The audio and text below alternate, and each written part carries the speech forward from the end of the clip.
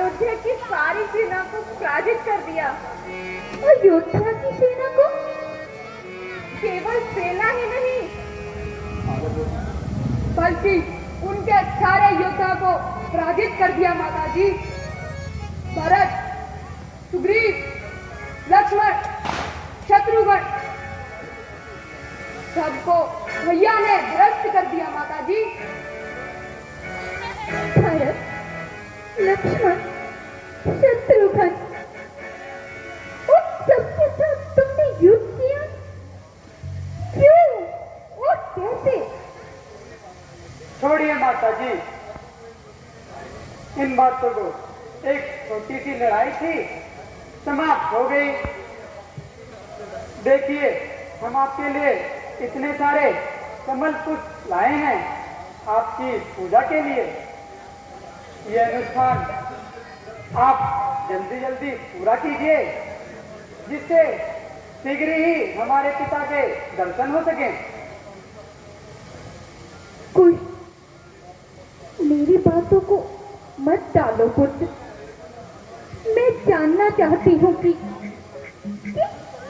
तुम लोगों ने लक्ष्मण, भरत, शत्रुघ्न के साथ युद्ध क्यों किया? माताजी, मैंने अश्वमेध का घोड़ा आश्रम के पास विचरते देखा।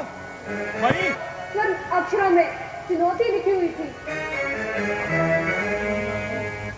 जो इस घोड़े के सामने मस्तक नवाएगा वह महाराज राम की शरण में आएगा, और जो उसे पकड़ने का दुस्साहस करेगा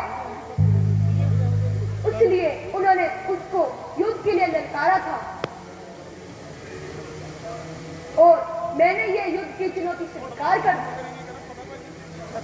इसलिए मैंने वह अश्वमेध का घोड़ा पकड़ लिया।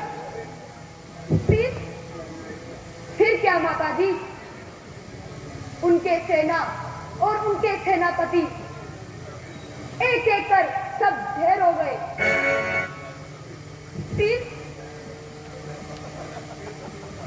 फिर माताजी शत्रुघ्न है, उन्हें भी मैंने मूर्छित कर रण में ही सुला दिया।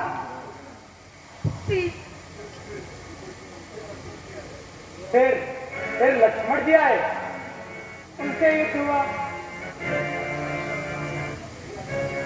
भैया, क्या ठंडा ठंडा सुना रहे हो? माताजी, युद्ध नहीं घमासान युद्ध हुआ, और हमने उन्हें रण में ही मूर्छित कर दिया। फिर भरत जी आए और उनके साथ महाराज सुग्रीव भी आए और महाबली हनुमान भी आए। हनुमान जी बड़े ही वीर कहलाते हैं, परंतु भैया की वीरता देखकर वह ऐसे चकाचौंध हो गए और हमारे पास ऐसे बंध गए जैसे गाय का छोटा बछड़ा बंध जाता है।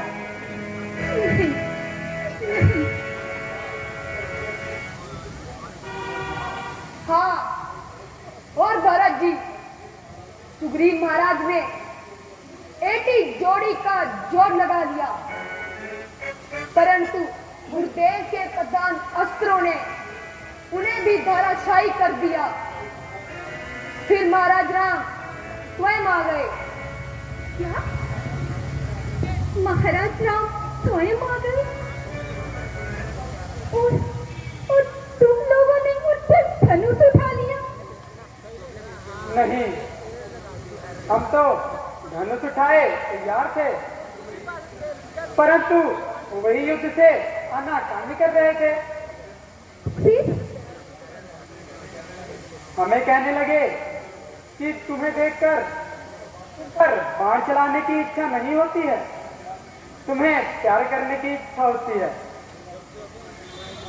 परंतु मैंने उन्हें कहा, महाराज राम, बातें ना कीजिए, युद्ध कीजिए, युद्ध।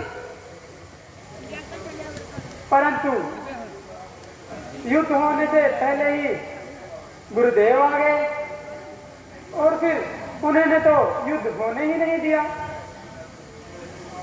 प्रभु प्रभु आपका कोटि कोटि धन्यवाद।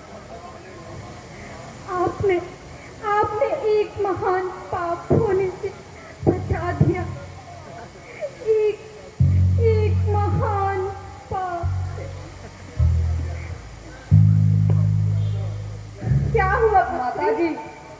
माता क्या जी, हुआ? माता जी आपको क्या हो गया? पुत्र पुत्र तुमने आज वो किया जो जो तुम्हें नहीं करना चाहिए था।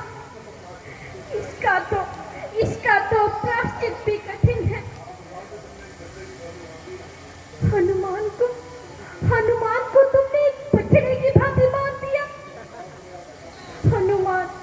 हनुमान तो मेरा पहला पुत्र है, तुमसे भी बड़ा पुत्र। भरत, लक्ष्मण, शत्रुघ्न, ये भी मेरे पुत्र ही हैं। और इस पर तुमने श्री राम को युद्ध के लिए ललकारा। यदि संतान अपने पिता के चरण छूने के बजाय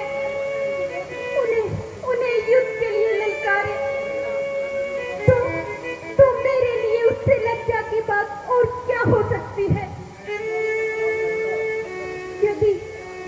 यदि तुमने एक भी बार उन पर चला दिया होता तो उसके पश्चाताप में मैं अपने प्राण त्याग देती।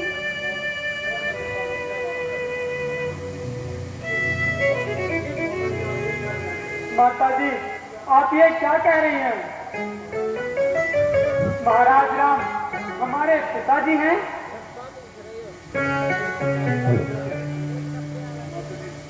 माता जी, ये आप क्या कह रही हैं? हाँ पुत्र, ये सत्य है। हाँ पुत्र, देवी सीता सत्य ही कह रही है। महाराजा राम ही तुम्हारे पिता हैं।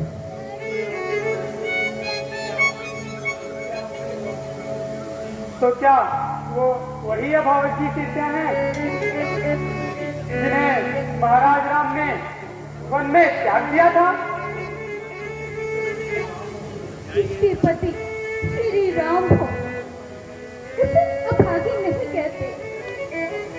मुझसे अधिक भाग्यवान और कौन होगा कि मैं उनकी पत्नी हूँ जिनकी तीनों लोगों में पूजा होती है। माता जी, फिर यह बात आपने हमसे क्यों छुपाई? लव और कुश हर बात का प्रकट होने का उचित समय होता है। उससे पहले ये बात प्रकट हो जाती तो तुम्हारी माता के लिए सुख सुविधा से कहीं भी रहना असंभव हो जाता। हाँ, अब वह समय आ गया है। अब तुम्हें अयोध्या वालों से ये प्रेषित पूछना होगा कि तुम्हारे माता के पवित्र आंचल पर निंदा के धब्बे क्यों लगाए। इसी दिन के लिए मैं बरसों से प्रतीक्षा कर रहा था। अब तुम्हें अयोध्या जाकर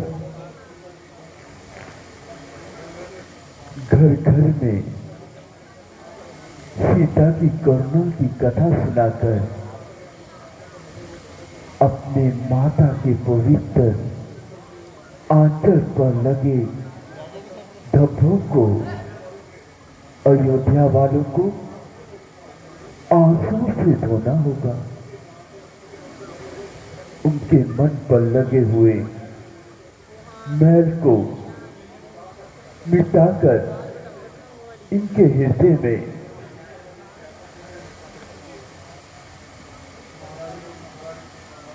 महारानी सीता का सिंहासन से स्थापित करना होगा। जैसे आपकी आज्ञा गुरुदेव।